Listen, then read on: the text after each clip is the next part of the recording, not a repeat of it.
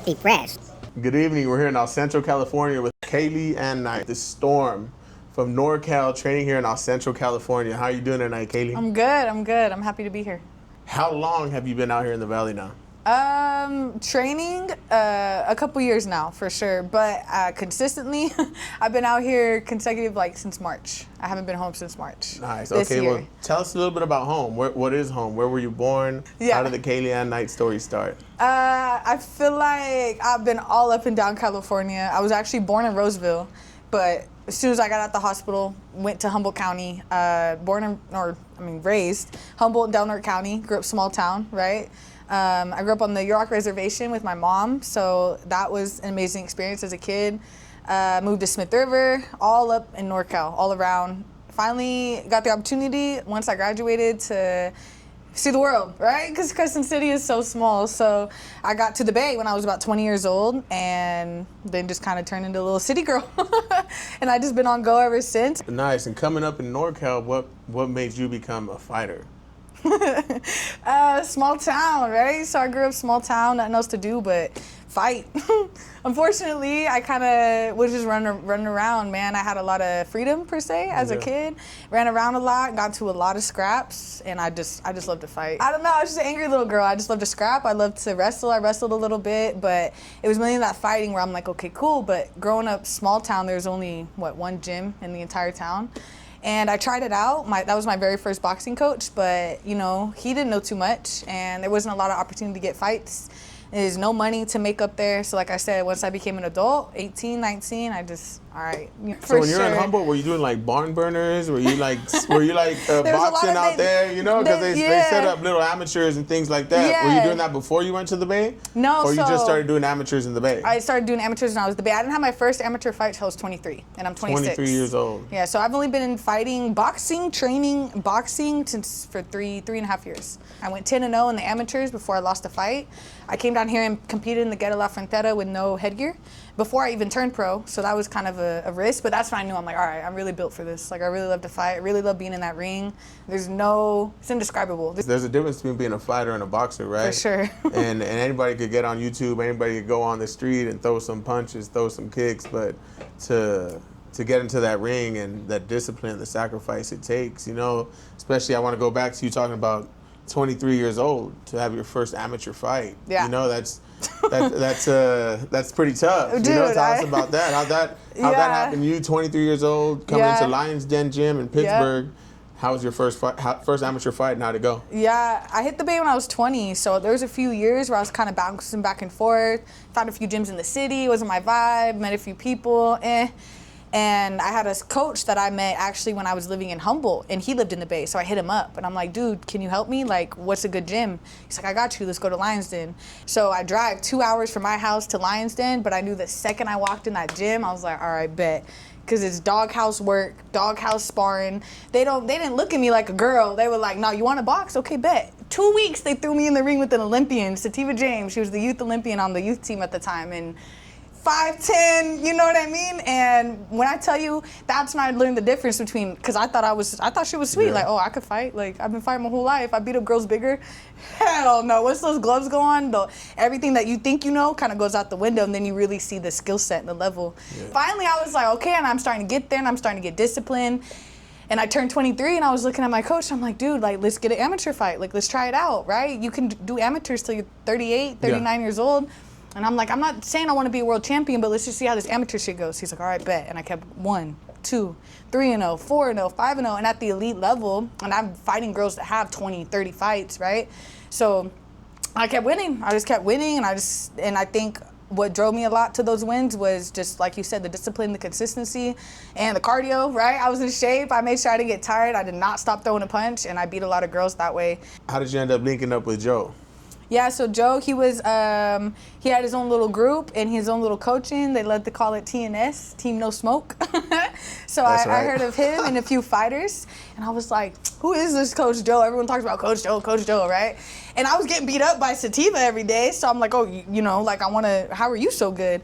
And yeah, I would see him. He would be mainly in the city, so it was about an hour and a half, 2-hour drive to Lions Den. But I would see him every time we'd spar. Every time I'd try to link with Sativa to spar, he'd be there. And then he had his own little, we call it the lab, in the city. So I was like, hey, let me come train with you. I would go to Lions Den 4 days a week, and I would go to him 1 day a week. And I was training with him 1 day a week, maybe for 2 months. And then all of a sudden, he's like, hey, I got to move. I'm moving back.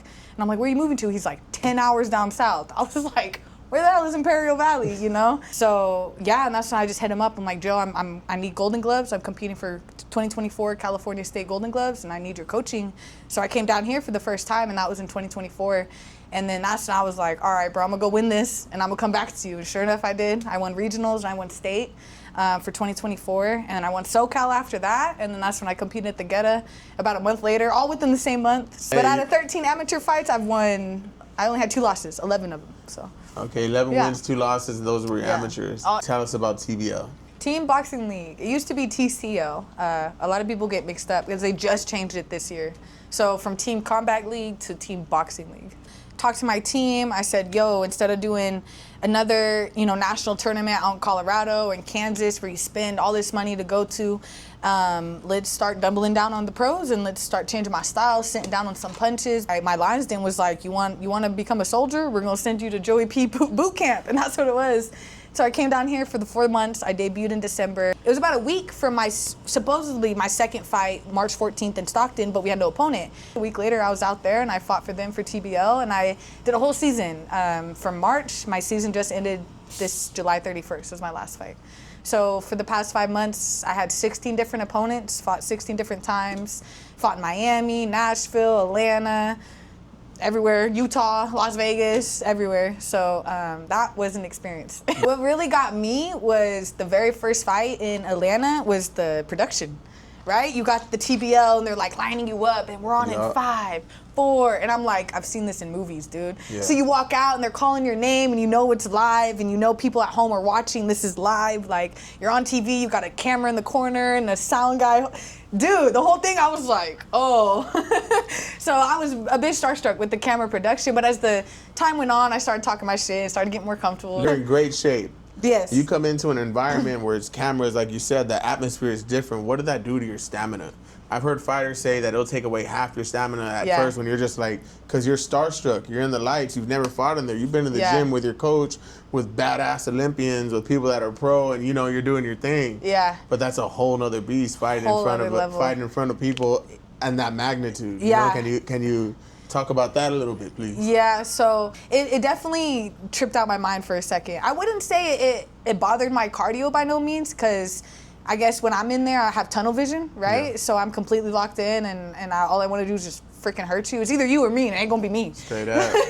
You don't play fighting, right? I always tell people that. I say you can play soccer, basketball, football, baseball, whatever you want. You can play it. You can go, you can show up, and you'll be all right. You can go home and sit down, you'll be okay. But if you walk in to fight somebody and you think you're playing, that person's gonna take your head off. You were a fighter. Now you're a boxer. Yeah. Can you explain the transition from becoming a boxer, from being a fighter and becoming a boxer? Because there's 2 totally different things. 2 totally different things. And I'm happy you know it, right? Yes. A lot of people are like, nah, it's the same thing. Like, no, it's not. Fighting, especially a street fight, anything goes. There's no rules. You can do anything. But boxing, especially when you really are around amazing coaches and amazing fighters, you see the levels in boxing, right? There's levels to this. And especially being in the ring, I'm always the least experienced in the room because I only started 3 years ago. Right. So I got to walk in there with a lot of humbleness, and I got to walk in there with no ego, which I don't have per se, but it is very frustrating sometimes being the less experienced in the room and having to learn all day, every day, because once you start learning how to box, you know it's chess. Like, I know how to take away your jab. I know how to take away that right hand. I know where to hit you right on the hip to where I know that right leg's gonna go numb. So now you're gonna start circling to your left. You know what I mean? So that's when I want to say the difference is like science. Yeah, sweet science. Once you really start tapping in, you give yourself the consistency and the discipline, then it starts clicking in your head like, oh, all the mania we like to call it mania, the little tricks in the ring. It all just starts coming to light, and I think I lost the fighting so much, like, and I started falling in love with the boxing. That's the biggest difference, is how you can really break an entire human body down with just maybe a solid punch, right? Maybe a like sitting down on the right hand, or maybe a body shot. Where do you have to go to get into Kaylee's mind that, hey, I'm going through it right now. I'm training in a 140-degree heat warehouse in Central California. You know, that's the same San Diego where you can go for a 3 p.m. run and everybody looks pretty and handsome and you're glistening. Nah, you're dying out here in this Imperial Valley sun. Yeah. You know, so where do you go to when you got to find that? That dog in me, I guess, when it comes out, when I'm down here, I'll be running, I'll be miserable in the gym, I'll be sweating, I'll be hungry, and I'm just thinking about my opponent, like, bitch, you got me out here running miles. You got me out here cutting weight. I'm running these miles for you. Yeah, you better be running too, huh, on the real. I'm cutting this weight for you. Like, I'm skipping that burger and eating this chicken and rice for the 5th time this week for you. Not because my coach told me to, not because I know that it's what you're supposed to do as a professional. Nah, it's because I'm giving myself the best chance I can to knock you the fuck out. I hear you, and I hear that slang coming out of you. I hear that NorCal talk. You know what I mean? You're loosening up a little bit.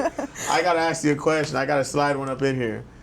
Your favorite fighter? Who is your favorite fighter? Of all time, Christy Martin. She has the most knockouts in women's boxing, 32 knockouts. If you go back and you look up Christy Martin highlights, you just need one video to realize, like, she a dog, bro. Her story's crazy. She fell in love with her coach, but her coach was very abusive to her, and she was freaking addicted to cocaine, fighting for a world title at the same time. She got shot and stabbed at point blank range by her coach. Walked out of that house, ended up living. The man's in prison to this day still. She's an advocate for women's boxing. She's a pioneer in the sport. First woman to ever be on a Mike Tyson undercard back in the day. First woman to ever be on pay-per-view. Damn. So Christy Martin, I give all my hats off and respect to her. I love her to death. She actually follows me on Instagram. Shout out Christy Martin. Yeah. Hey, that's how good. Right? I've tagged her enough times. She had to see my name. Damn, look at you. I want to talk about something that I saw. It was a viral knockout. You know, so it was a viral knockout on TBL. Tell us about the boxer you're fighting. Tell us about that night. Let us know. That was actually my second fight ever with TBL. Yeah, I competed with them in end of March, and then that was my following fight, April 19th. So I cut the weight, and then we prepared, and I knew that she was a come-forward fighter. And what's funny is I had already been following her for like 2 years. So when I seen the bout sheet, when my coach sent it to me, I was like, hold on, Ale Veo. And so I looked her up on Instagram. I've been following her, and she's undefeated in the pros with all knockouts. I think she was 3-0 with 3 KOs. So I was like, dang, this is going to be a scrap, right? Your second fight. My second fight on TV. Second fight in TBL, Yeah. So she came out swinging. I want to say she landed like a jab. I landed a jab, but at that point I knew I had longer reach than her. And everything you do is freaking calculated in the ring. We did like a little exchange in the corner. Boom, I landed a beautiful right hand, but just nicked her chin. And I remember thinking, I was like, oh, I'm so close, right? The distance is right there. And she opened up with her right hook. I caught it. And I just felt all that leg. I just transferred all my weight. And boom. And it's insane because I've never felt all 4 knuckles land on someone's chin like that, right? Yeah. And mind you, you got 8-ounce gloves on, but those are really just to protect you from breaking your hand. Yeah. So that's when I was like, and mind you, like, I had blinked. So I blinked, I felt it, all 4 knuckles. And so when I opened my eyes, she wasn't there. She was on the ground. And I was like, and if you look at the video, I kind of walk off all cold. You hit a home run, you're gone. Yeah, and I didn't know that she had broken her ankle. I seen when she tried to like get up, that's when I seen her limping, right? You said you didn't know that she had broken her ankle. I didn't know that. I didn't know the way, until I had seen it from the video, and then you've seen that point of view, all her weight just snapped.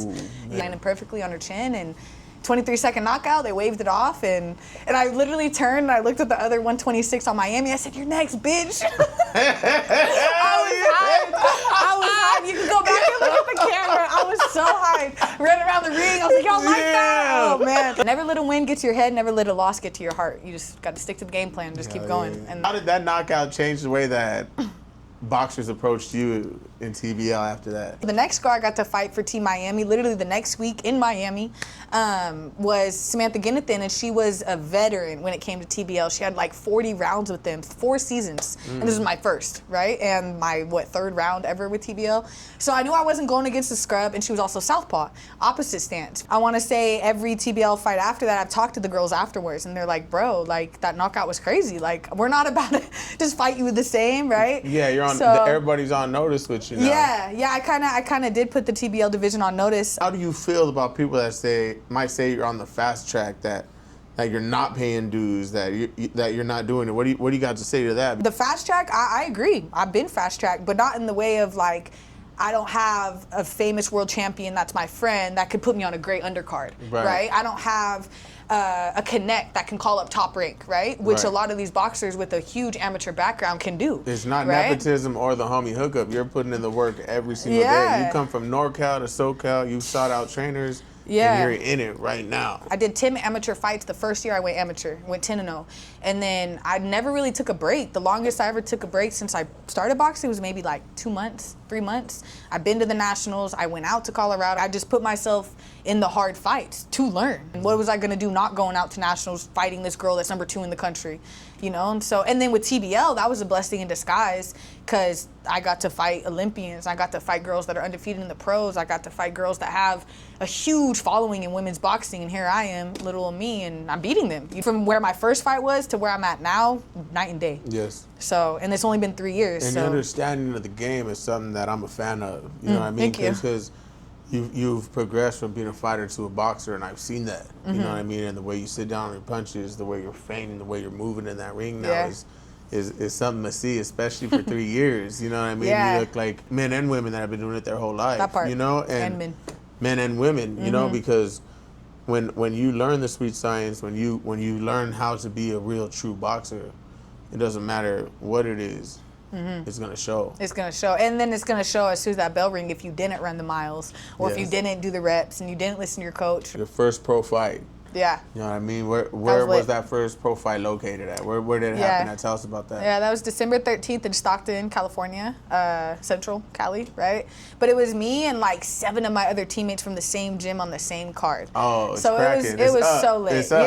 Yeah. Braulio fought that night in Stockton. Yeah, okay. I finally got to fight in front of my mom and dad. They've never seen, well, they've seen my amateur fights, right? Right. But since that was my debut and I left for 4.5 months, it was like I showed up a whole new person, right? I showed up lean, toned, strong, like not the girl that was just chilling. What did you walk out to? What was your first walkout song when you walked out to your first fight? Dude, when I tell you, once you lock in so much and you're so disciplined in camp, you can script how the fight's gonna go from the minute you walk out to the minute you raise your hand, right? So we did. We scripted the walkout, and my coach Joe, I'm gonna give him the credit. He chose the walkout song. It was "Throw It Up" by Little John. I'm not gonna lie.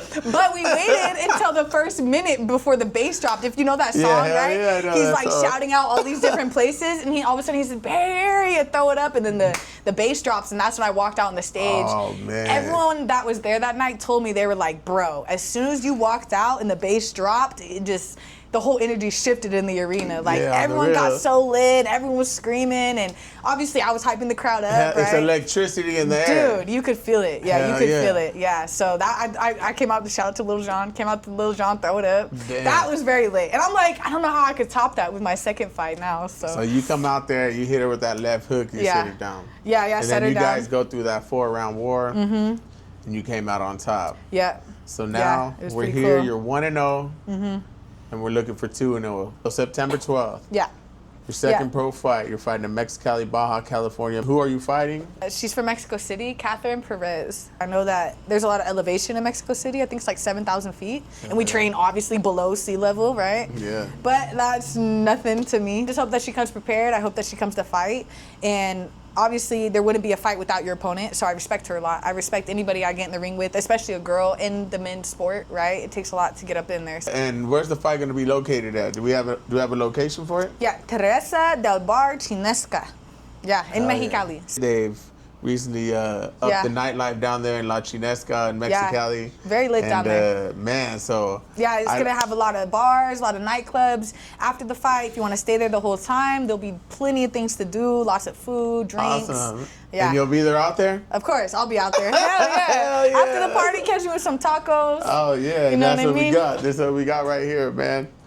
You can see it right here. We got the tickets. Yes, sir. And the place to find the tickets is with Joe Perez. You can find him on Instagram. He could get them to you 24/7. Yep. So we'll put that link up in the video, up in the bio. And a lot of respect to you, a lot of respect to your team. Thank you. I look forward to September 12th. Me too. And I look forward to you becoming a world champion. That part. I like that. All right. Yes, sir. So with one last breath, what would you like to say? I just gotta say thank you to all my Bay Area people back home. Shout out to the town. Shout out to Lions Den, the whole Bay. I'm gonna put on for y'all. Shout out to Humboldt. I love all my people in Humboldt. But I do gotta give all my respect and all my credit just to Imperial Valley. Lately, it's been the home away from home, right? So, you know, being away from my own bed and my own, you know, my dogs, my mom, my friends, it's a sacrifice. But being in the Valley, you guys have welcomed me with open arms. The food is amazing. The fighters are amazing. The work down here is amazing. So I wouldn't want to be dying in the heat anywhere else, right? So I'll cuss and I might complain a little bit, but I'm gonna get the work done down here. It's hella hot down here. But I gotta give thanks to Imperial Valley and Mexicali.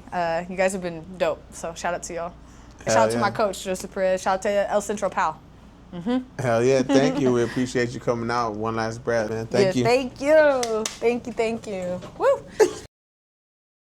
One last breath.